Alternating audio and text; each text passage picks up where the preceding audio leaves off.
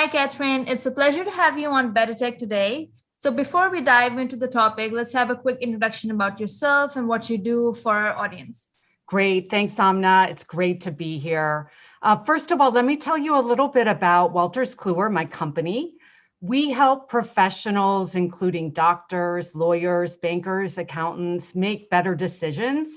We do that with expert content and knowledge of their workflow enabled by technology, including things like artificial intelligence. So a great example is a product called UpToDate, which is actually used in over 160 countries around the world by doctors to help them make better diagnoses and treat patients. My role as CEO of Global Growth Markets is to create future growth for Wolter Kluwers by focusing on countries with big potential like China, India, and Brazil, but that still have markets that are relatively small in our areas of expertise. And I'm selling products that are both these global products and some locally developed products as well. My background is in marketing and product management, and I've had CEO roles actually in 3 of Wolter Kluwers' 4 divisions over about 30 years. So it's really a great opportunity for me to use all of that experience, plus the relationships I've built around the company. And I've been in the role for about 2 years now. I'm loving it. I really miss being able to travel during the pandemic, especially the food. Yeah. So, you mentioned how you're dealing with global business and global markets. So, do you also tap into emerging markets? Yes, I mean, I think it's, I feel a little bit uncomfortable calling these markets emerging. I think people in places like China and India and Brazil find it maybe a little bit insulting, right? Because these are really big and powerful markets Yeah. and leaders in some industries, but maybe laggards in some others. So we actually changed our name to Global Growth Markets for exactly that reason. Okay. Yeah. Right. And how has the pandemic affected the work that you're doing at Wolters Kluwer? Yeah, I mean it's certainly, had its challenges, and of course for me working with the team in China, we were among the first to be impacted. And in January last year, we went from planning for a normal year to scrambling around trying to figure out how to deal with it and how to get masks for our employees. So as our wonderful GM, Christy Wong in China, described it to me, the first few days, like anybody would do, they just panicked. And then they kind of pulled themselves together and started talking, and we all talked together and came up with a plan. And it involved things like webinars and offers and social media, and just customer outreach to check in and ask how we could help. So we started doing that, and was really appreciated by customers, and also employees really just appreciated having a clear focus and mission. And it sort of grew from there. Certainly in some ways, some things actually, as customers sort of picked themselves up and moved forward, some things continued on with a lot of momentum, some product lines, other ones were more challenged. Hospitals were very busy. So, sales there slowed for a while. We offered some products free for a while to some customers just because it was the right thing to do. And also to, be able to demonstrate our value. But then, things sort of picked up again over time. So, do you think your leadership style had a role to play in how you were able to kind of ease into that transition and work in an uncharted territory? Yeah, I mean, I think certainly for me, I live in the US and I manage a team in 3 different countries in different time zones, different cultures. So certainly in any circumstance, but coming into a pandemic, having strong relationships is very important.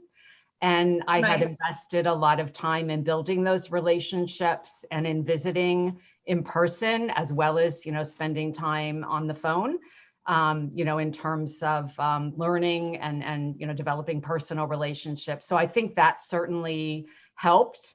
I think as a company as well, We have a lot of focus on understanding our customers and really focus on getting into their workflow, understanding their needs, and continuing to check in on that. And I think that's a really great unifying factor for a team to focus in on customers and how things are changing for them, because you can sort of figure out how to coordinate your actions once you know what is going on with the customer, right? Because that really drives everything. And helps you make decisions quickly. And then, being able to make decisions quickly is important as well. So we did increase the frequency of our meetings during the pandemic so that we could act, more quickly when we needed to check in, globally on decision making. So I think all of those things certainly contributed to helping us manage through the situation. And of course, it's not over. It continues, and we continue to pivot and be agile as things change. So since you manage businesses in different countries and you have a whole network, so I take it, but I could be wrong, but the way that you've structured your team and how it works, you were pretty spot on with anticipating the cultural differences when it came to these different regions. Is that correct? Yeah, I mean, I think part of it is one will, in my view, I will never be an expert on somebody else's culture. And in my experience, and I've always had interests in other cultures. I lived in Japan actually in my mid-20s. I love traveling. I've traveled as long as Was that for work or for well, business? it was by choice, although I went Yeah. there with the intention of finding work, and I did work there for a couple of years. So I did have the privilege of working there, which was very, very interesting and fun. And what I have found is people don't expect you to know everything about their culture, but what they really appreciate is interest and curiosity. And so if you show that interest, even if you make a mistake, just the fact that you show that interest and you want to learn, they really appreciate that and they respond. And being willing to, asking questions, being willing to learn, being willing to try foods and, share a meal, learn about holidays, all the customs. That's what I find really builds strong relationships with people from other cultures. Right. In fact, in many of my one-on-one meetings with my employees, there's usually a few minutes of chit chat at the beginning, about what's going on in general. Could be things in the news or holidays or whatever. And it's a little bit of learning on both sides, right, about each other's Yeah, life. And I think that just helps with relationships. absolutely. So what's something that you noticed about your customers that previously was overlooked prior to the pandemic? One thing is, in some countries and in some parts of countries, infrastructure is not terrific, and I think we are seeing that right now in India with the surge of the pandemic that's going on. It's a really, really dire situation.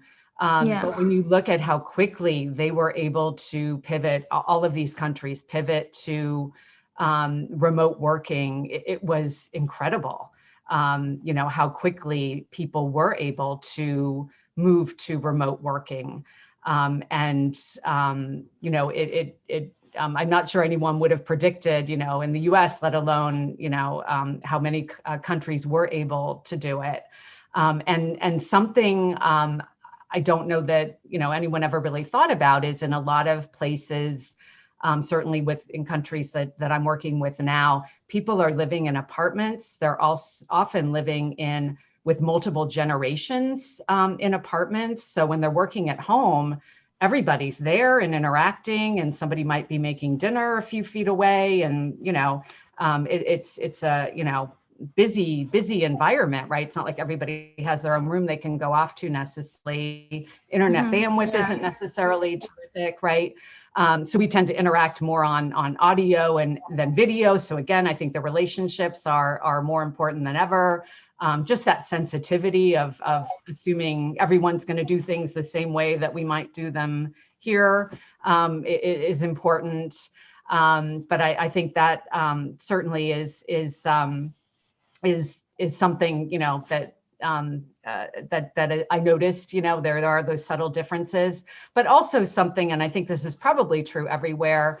We noticed, when you focus on providing great products and service and good times, when times are more challenging and people start to have budget cuts, they really focus on the customers who provide the good support. So the fact that we were reaching out to people, the fact that we always focus on good service, really did pay off for us in the pandemic. And we heard from so many customers about how much they appreciated what we did for them in general, but also apparently we were among the first to reach out and ask, how could we help them? And that's the difference. Speaking of those services, which products and services exactly performed well during the pandemic, and how do you see them performing in the next few years? Yeah, I would say our legal and tax products just continued with strong momentum throughout. So I think, because they're tied to government compliance and are used very much by larger companies who globally, I think, got through the pandemic pretty strongly. Those really never lost momentum. In the healthcare area, there was definitely a bit of a dip because hospitals were just overwhelmed for a time with dealing with the, patient load. And also, residents, students and residents were diverted to helping with the pandemic, or their teachers were diverted. So there was definitely a bit of a blip. And then, things started to come back later. And then I would say more like smaller companies, professional service firms were more impacted in the pandemic. And then I would say generally technology products were, remained pretty steady. Print was impacted. And I think some of that will be permanent, where people have moved to, more technology, and that will continue. Did you notice a surge in these technology services?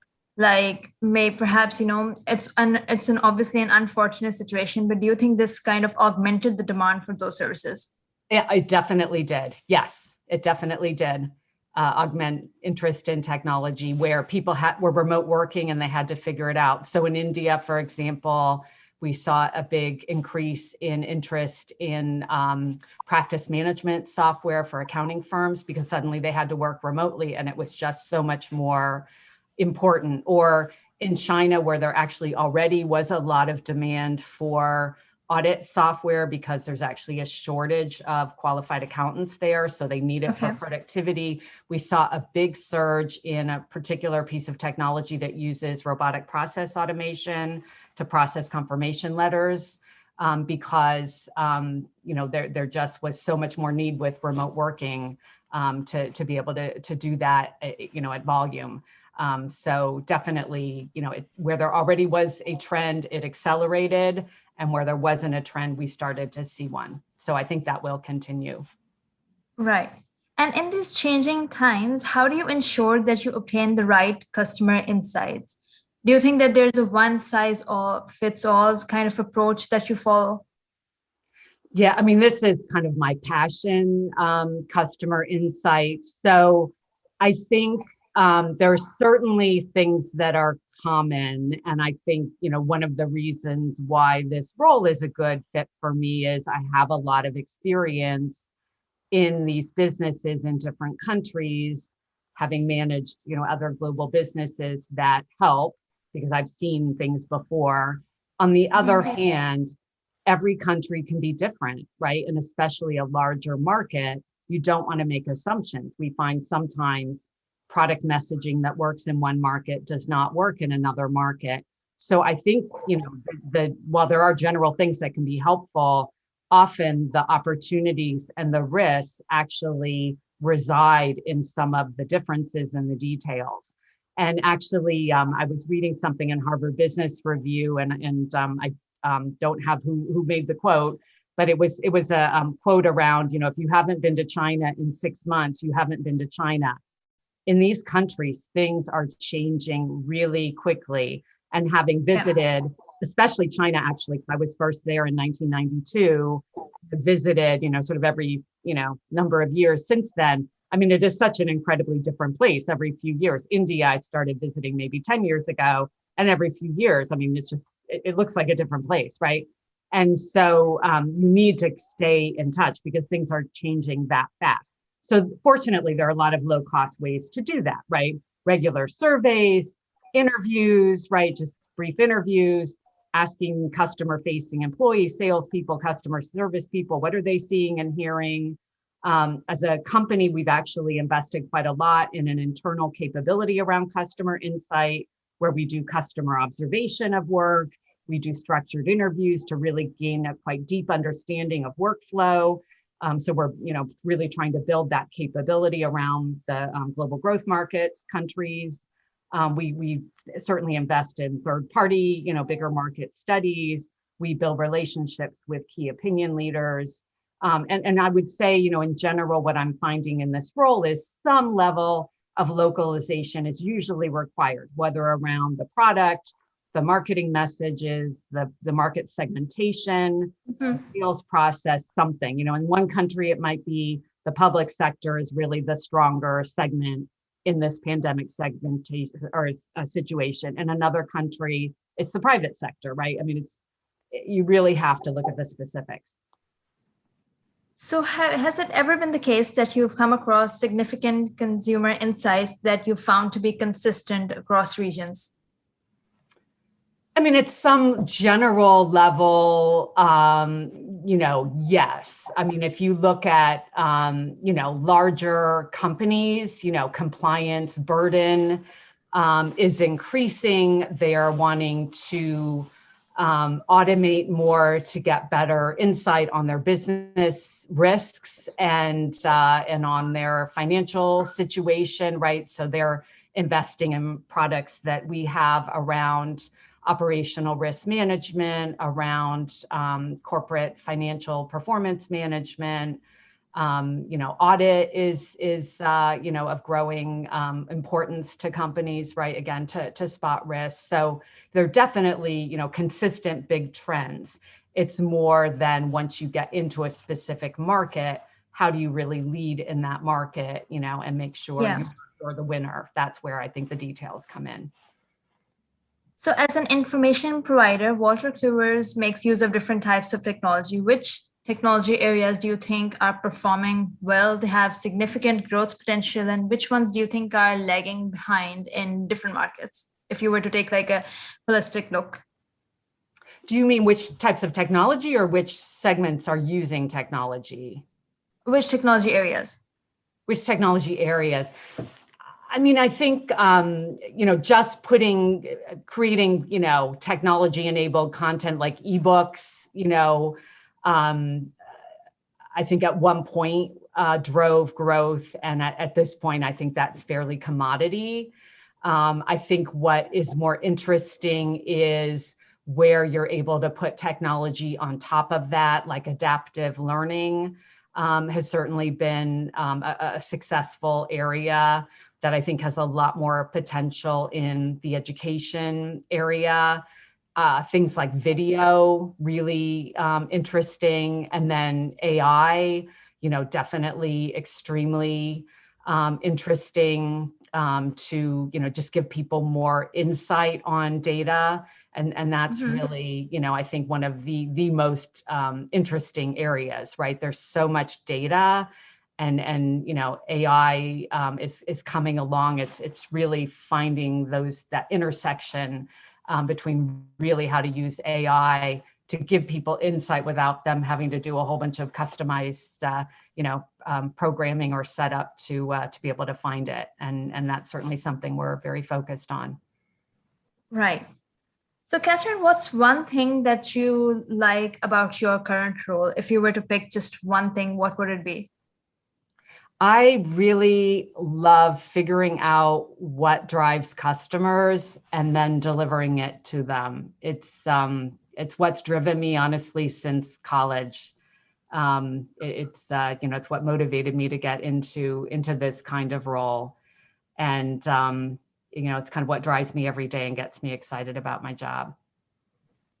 Right. And lastly, Catherine, what's one piece of advice you would give to a person entering the global growth business segment?